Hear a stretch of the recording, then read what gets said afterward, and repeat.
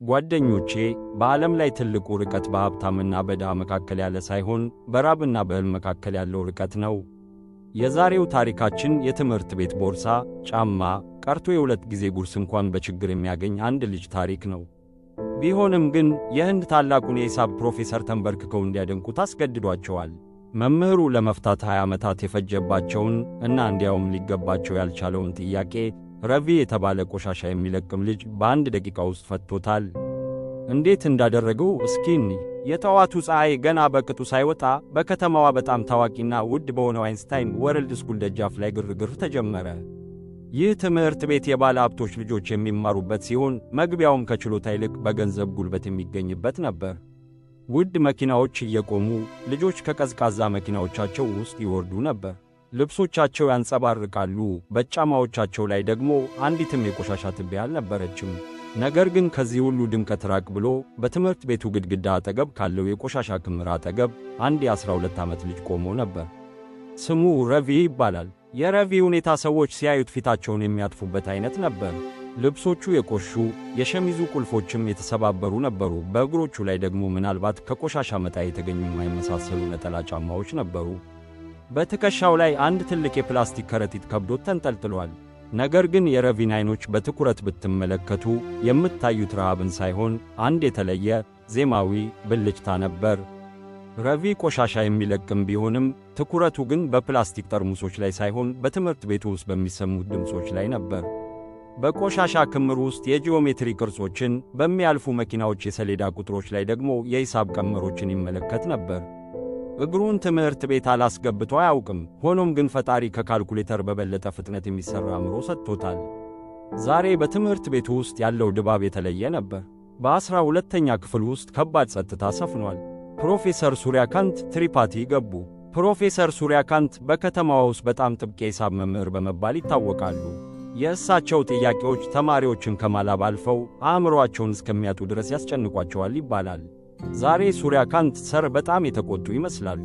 በእጃቸው የያዙትን መጥረጊያ በጠረጴዛው ላይ በኃይል ባን አድርገው መቱት። ትቢያ ብለው ጮኹ። አእምሮአችሁ በትቢያ የተሞላ ነው።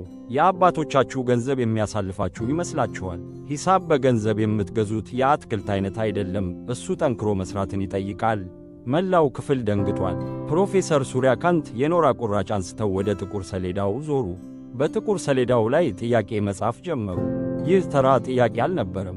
የፈርማት የመጨረሻ ቲዎረም፣ ፈርማት ላስት ቲረም እና የኳንተም ሂሳብ ኳንቱም ማተማቲክስ የተተበተበበት እንኳን ለተማሪ ቀርቶ ለታወቁ ፕሮፌሰሮች እንኳን እጅ የሚያንቀጥቅጥ አይነት ጥያቄ ነበር። እንግዳ የሆኑ ምልክቶችና ቁጥሮች ሰሌዳውን ሞሉት። ለ10 ደቂቃ ያህል መጻፋቸውን ቀጠሉ። በመጨረሻም ዞር ሲሉ አይኖቻቸው ውስጥ ትልቅ ፈተና ይነበብ ነበር። ይህን ጥያቄ አሉ በከበደ ድምፅ ለመፍታት የወጣትነት ዕድሜን 15 ዓመታት አሳልፌበታለሁ። እስከ ዛሬም ድረስ ሳይፈታ እንደቀጠለ ነው። ስሙንም የማይቻለው እኩልዮሽ ደምፖስበል ኢኩዌዥን ብዬዋለሁ። ለእናንተ ለሀብታም ልጆች ግልጽ ፈተና ሰጣችኋለሁ። ኢንተርኔት አላችሁ፣ የግል አስተማሪዎች አላችሁ፣ በዓለም ላይ ያሉ መጻሕፍትም ሁሉ በእጃችሁ ናቸው። እስከ ነገ ጠዋት ድረስ ትክክለኛውን መልስ ያገኘ ካለ የማስተማር ሥራዬን እተዋለሁ።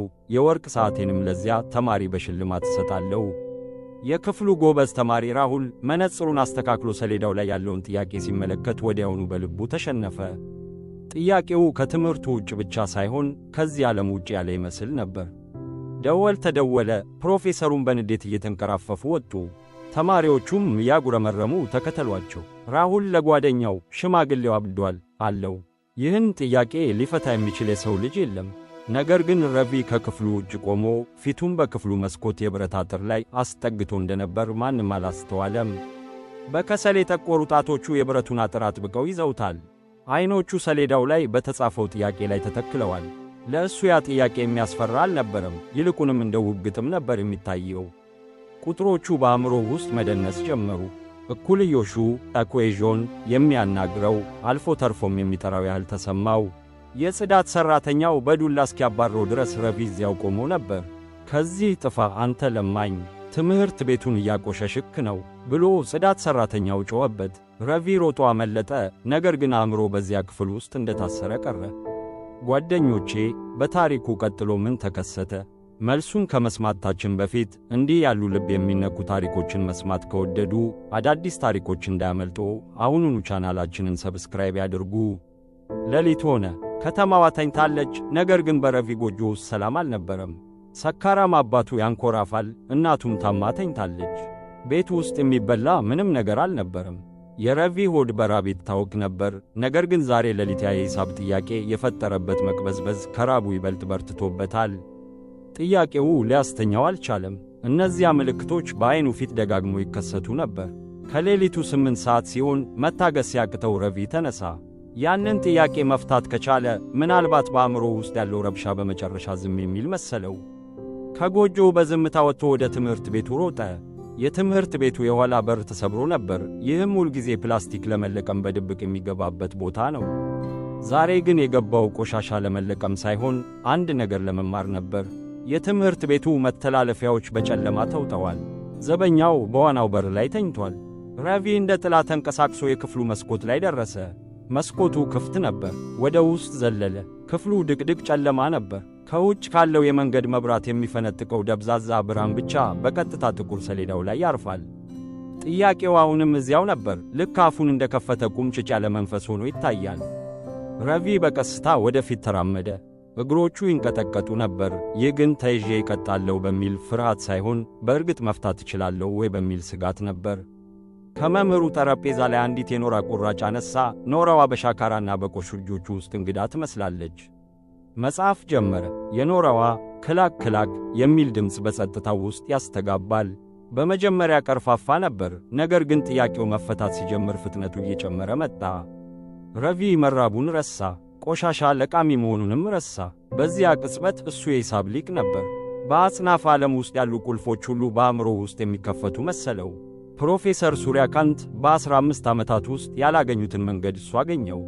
በላብ ተጠምቆና በትቢያ ተለውሶ ረቪ ለ3 ሰዓታት ያህል ሳያቋርጥ ጻፈ። መላው ሰሌዳ ተሞላ። በመጨረሻም አንድ ሳጥን አሰመረና መልሱን ጻፈ።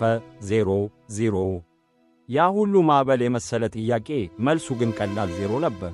ረቪ ወደ ኋላ ፈገፈገ። ሰሌዳውን ተመለከተ። ፊቱ ላይም ትልቅ ፈገግታ ታየ። ይህ ፈገግታ ምናልባት ሆዱ እስኪሞላ ቢበላ እንኳ የማይሰማው አይነት የደስታ ስሜት ነበር። ኖራዋን አስቀመጠ። በመስኮት በኩል ዘሎ ወጣ። ከዚያም ወደ ተለመደው የቆሻሻ ክምር ዓለሙ በጨለማው ውስጥ ተሰወረ። በማግስቱ ጠዋት በ2 ሰዓት ፕሮፌሰር ሱሪያካንት ወደ ክፍሉ ገቡ። ስሜታቸው ከትናንትናው ይባስ ተበላሽቶ ነበር። እሺ የሞከረ አለ ሲሉ በፌዝ ጠየቁ። መላው ክፍል ጸጥ አለ። ራሁል ተነሳ። ጌታዬ፣ ጉግል ላይ እንኳ ፈለግ። እንዲህ አይነት ጥያቄ የትም የለም። ይህ የማይቻል ጥያቄ ነው አለ። ፕሮፌሰሩ ሊስቁ ሲሉ አይናቸው ሰሌዳው ላይ አረፈ። እጃቸው መንቀጥቀጥ ጀመረ። ልክ በአንድ አይነት አስማት እንደተሳቡ ሁሉ በቀስታ ወደ ሰሌዳው ተጠጉ። ተማሪዎቹ ግራ ገባቸው። ሰር ምን እያዩ ነው? ፕሮፌሰሩ ወደ ሰሌዳው ይበልጥ ቀረቡ። መነጽራቸውን አውልቀው ጠረጉ። ከዚያም መልሰው አደረጉት። ደረጃ 4 ይህ ዘዴ። አምላኬ ሆይ ደረጃ 12 እዚህ ጋር እኮ እሱ ጊዜን ራሱን ቀይሮታል። ፕሮፌሰሩ ለራሳቸው ያጉረመርሙ ነበር። ባለማመን የተሞላ የእንባ ዘለላዎች በዐይኖቻቸው ውስጥ መታየት ጀመሩ። ይህ የማይቻል ነው። ሙሉ በሙሉ ትክክል ነው። ፍጹም ነው። ድንገት ዞር ብለው ጮኹ። ይህንን ማን አደረገው? እንዳትዋሹ። ከ15 ዓመታት በላይ የደከምኩበትን ሥራ በአንድ ሌሊት ለመፍታት ድፍረቱ ያለው ማን ነው? ክፍሉ ውስጥ የሞት ያህል ጸጥታ ሰፈነ። ራሁል ድምፁን አሰማ። ጌታዬ፣ እንምላለን። ትናንት ማታ ስንወጣ ሰሌዳው ንጹሕ ነበር። ክፍሉም ሌሊቱን ሙሉ ተቆልፎ ነበር። ፕሮፌሰሩ ራሳቸውን ያዙ። አንድ ሰው መጥቷል። እንደ አይንስታይን ያለ አእምሮ ያለው ሰው። ይህንን የእጅ ጽሑፍ ተመልከቱት። የሰለጠነ ተማሪ ጽሑፍ አይደለም። ይህ ነፃ የሆነ እጅ የፈጠረው ጽሑፍ ነው። ወዲያውኑ ርዕሰ መምህሩንና የጥበቃ ክፍሉን አስጠሩ። የካሜራ ሲሲቲቪ ምስሎችን መረመሩ። በጥቁርና ነጭ ስክሪኑ ላይ ከሌሊቱ 9 ሰዓት ተኩል ላይ አንድ ትንሽ ጥላ በመስኮት በኩል ሲዘል ታየ። ሙዚቃ ይጫወታል። ልብሱ ተቀድቷል። ጸጉሩ ተንጨባርሯል። ልጁ ወደ ሰሌዳው ቀርቦ ልክ እንደ እብድ መጻፍ ጀመረ። ርዕሰ መምህሩ ምስሉን አቅርበው አዩት። ኦ ይሄማ ትናንት በሩ ላይ ቆሞ የነበረው ቆሻሻ ለቃሚ ልጅ ነው አሉ ርዕሰ መምህሩ ፊታቸውን አጥፍተው። ዘበኛ ሂድና ያዘው። ሊሰርቅ መጥቶ ሰሌዳውን አበላሽቶት መሆን አለበት። ቁም። ፕሮፌሰር ሱሪያካንት ጮኹ። ማንም ሌባ ቢለው ጣጣ ይመጣል። እሱ ምንም አልሰረቀም። እሱ ለዚህ ትምህርት ቤት እና ለእኔ አዲስ አቅጣጫ ሰጥቶናል። በክብር ወደ እኔ አምጡት። ከጥቂት ቆይታ በኋላ ሁለት ዘበኞች ረቪን ወደ መምህራን ክፍል ይዘውት መጡ። ረቪ ክፉኛ ደንግጦ ነበር። እርግጠኛ የነበረው በድብቅ በመግባቱ ለፖሊስ ተላልፎ የሚሰጥ መስሎት ነበር። ልብሶቹ የቆሹ ነበሩ፣ ከሰውነቱም ደስ የማይል ሽታ ይወጣ ነበር። በመምህራን ክፍሉ ውስጥ የነበሩት ሌሎች መምህራን አፍንጫቸውን በሶፍትና በማረብ ያዙ። ነገር ግን ፕሮፌሰር ሱሪያካንት ከወንበራቸው ተነስተው በቀጥታ ወደ ረቪ ተራመዱ። ረቪ እጆቹን አጣምሮ በተማጽኖ ለመነ። ጌታዬ፣ እባክዎ ይቅር ይበሉኝ። ምንም አልሰረቅኩም። ያ ጥያቄ ስላሰበኝ ብቻ ነው። መፍታት የምችል መስሎኝ ነው። ኖራዋንም መልሼ ያስቀምጫለሁ። ጌታዬ፣ እባክዎ አይምቱኝ። እምባ በፊቱ ላይ ይፈስ ነበር፣ የድህነትና የረዳት አልባነት እምባ። የሱሪያካንት ሠር ዐይኖችም በእምባ ተሞሉ። ምናልባትም ታጥበው የማያውቁትን የረቪን የቆሹ እጆች በገዛ እጃቸው ያዙ። ዛሬ አንድ ፕሮፌሰር እነዚያን እጆች ይስማቸው ነበር። ልጄ፣ አንተ ምንም አልሰረክም፣ ይልቁንም መላ ሕይወቴን ስፈልገው የነበረውን ነገር ሰጠኸኝ። ፕሮፌሰሩም ጠየቁት፣ ይህን ሁሉ ማን አስተማረ? ትምህርት ቤት አትሄድም እንዴ? ረቪ ራሱን አቀረቀረ። ጌታዬ፣ ለትምህርት ቤት የሚሆን ገንዘብ አልነበረኝም። በቆሻሻ ውስጥ አሮጌ መጻሕፍትን አገኝ ነበር። በአሮጌ ዕቃዎች መሸጫ ሱቅ ውስጥ ተቀምጬ ያነባቸው ነበር። በግድግዳዎች ላይ ቁጥሮችን ስለምጽፍ ሰዎች እብድ ነህ ይሉኛል። ስህተት እየሠራው መስሎኝ ነበር። ፕሮፌሰሩ አገራጩን በቀስታ ይዘው ፊቱን ቀና አደረጉት። አንተ እብድ አይደለም ረቪ፣ አንተ ሊቅ ጂኒዩስ ነህ። አንተ ዓለም ጭቃ መስለው የጣለህ አልማዝ ነህ። ፕሮፌሰሩ ወደ ክፍሉ ይዘውት ገቡ። ያ የሀብታም ልጆች ወደ ተቀመጡበት ክፍል። ረቪ በሩ ላይ ቆመ። ግባ አሉት ፕሮፌሰሩ። ረቪ ወደ ውስጥ እንደገባ ተማሪዎቹ መሳቅ ጀመሩ። አረ ይሄ የቆሻሻው ልጅ ነው። አረ ይሸታል። ፕሮፌሰሩ መጥረጊያውን በኃይል መቱት። ዝም በሉ፣ አፋችሁን ዝጉ። ዛሬ በዚህ ክፍል ውስጥ ባለጸጋ የሚባል ቢኖር ይሄ ልጅ ነው። እናንተ ገንዘብ አላችሁ፣ እሱ ግን ሊከፈል ወይም ሊሰረቅ የማይችል ሀብት አለው። ፕሮፌሰሩ ኖራውን በረቪ እጅ ላይ አኖሩት። ረቪ፣ ያንን የመጨረሻ ደረጃ እንዴት እንደሠራው ልታስረዳቸው ትችላለህ? ረቪ በሚንቀጠቀጡ እጆቹ ኖራዋን ያዘ። መጀመሪያ ላይ ፈርቶ ነበር፣ ነገር ግን ኖራዋ ሰሌዳውን የነካችበት ቅጽበት ፍርሃቱ ጠፋ። ማስረዳት ጀመረ። በድምፁ ውስጥ በራስ መተማመን ይነበብ ነበር። እኩልዮሹን ለመፍታት የንፋስን ፍጥነትና የጊዜን ሂደት እንዴት አያይዞ እንደተጠቀመ ገለጸ። ንግግሩን ሲጨርስ ክፍሉ ውስጥ መርፌ ቢወድቅ እስኪሰማ ድረስ ጸጥታ ሰፈነ። በንቀት ይመለከቱት የነበሩት ልጆች አሁን ዐይኖቻቸው በአክብሮትና በአድናቆት ተሞልተዋል። ፕሮፌሰር ሱሪያካንት የወርቅ ሰዓታቸውን ከእጃቸው አውልቀው በረቪ እጅ ላይ አሰሩለት። ሰዓቱ ለረቪ ቀጭን እጅ በጣም ትልቅ ነበር፣ ነገር ግን የእሱ ብልጭታ ከረቪ ብሩህ ተስፋ ጋር ሲነጻጸር ምንም አልነበረም። ፕሮፌሰሩ እንዲህ አሉ፣ ከዛሬ ጀምሮ ቆሻሻ አትለቅምም። ከዛሬ ጀምሮ ብዕር ትይዛለህ። ትምህርትህ፣ ምግብህ፣ ቤትህ፣ ሁሉ ነገር የእኔ ኃላፊነት ነው። ማን እንደሚያግድህ አያለው። ረቪ በከባድ ስቅስቅ ብሎ አለቀሰ። በፕሮፌሰሩ እግር ስር ወደቀ። ጌታዬ፣ ብቻ እንድማር ፍቀዱልኝ። ረሃብ አይሰማኝም። እኔ የምፈልገው የሂሳብ ቀመሮችን መፍታት ብቻ ነው። ፕሮፌሰሩም አነሱትና አቀፉት። ብዙውን ጊዜ ውድ በሆኑ ሽቶዎች መዓዛ በሚታወደው በዚያ ትምህርት ቤት ውስጥ የላብና የቆሻሻ ሽታ የሚሸተው ያ ልጅ ለሁሉም ሰው ስለ ሰብአዊነት ትልቅ ትምህርት አስተምሮ ነበር። ከትምህርት በኋላ ረቪ ወደ ውጭ ወጣ። የድሮውን የቆሻሻ ከረጢቱን አነሳ፣ ለመጨረሻ ጊዜ ተመለከተውና ወደ ቆሻሻ መጣያ ውስጥ ወረወረው። ይህ ዝም ብሎ ከረጢት አልነበረም፣ ለዘላለሙ እየተወ የነበረው የድሮ ሕይወቱ እንጂ። ቀና ብሎ ወደ ሰማይ ተመለከተ። ፀሐይ ልክ እንደ ስሙ ረቪ ደምቃ ታበራ ነበር። ጓደኞቼ፣ ይህ ታሪክ ችሎታ የቤተ መንግሥት ባሪያ እንዳልሆነ ይነግረናል። በድሃ መንደሮችም ውስጥ ሊወለድ ይችላል።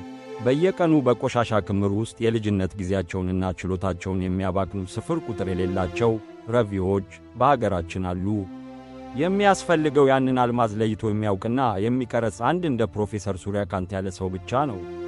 በአቅራቢያው እንዲህ ያለ ልጅ ካለ በንቀት አይመልከቱት። ምናልባት በእሱም ዐይኖች ውስጥ አንድ ሕልም እየተነፈሰ ይሆናል። ድሃ መሆን ኀጢአት አይደለም፣ ነገር ግን ጎበዝ ልጅን በድህነት ምክንያት ማጣት የኅብረተሰቡ ትልቁ ወንጀል ነው። ይህንን ታሪክ እንዴት ወደዱት? እርሶስ እንዲህ ያለ ተደብቆ ያለ ችሎታ አይተው ያውቃሉ? በኮሜንት ላይ ያሳውቁን። ላይክ እና ሼር ማድረጉን አይርሱ። ያስታውሱ፣ እውነተኛው ባለጸጋ የገንዘብ ኖቶች ያሉት ሳይሆን ዕውቀት ያለው ነው።